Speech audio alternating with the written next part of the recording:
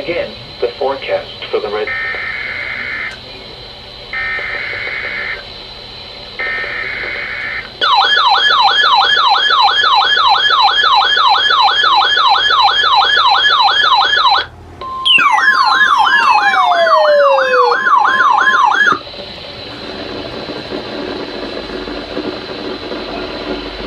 This is the National Weather Service in Chanhassen with a test tornado warning for Minnesota as part of Severe Weather Awareness Week. This is only a test. To repeat, this is only a test. The National Weather Service, in cooperation with the Minnesota Division of Emergency Management and Homeland Security, is issuing a test tornado warning for all Minnesota counties. It will be in effect until 7 p.m. this evening. This is a test. Take the time now to determine where you would go to a safe place, both at home and if you are away from home.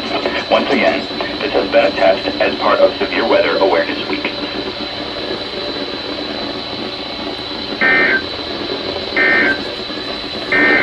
At 6 p.m. in Red Wing,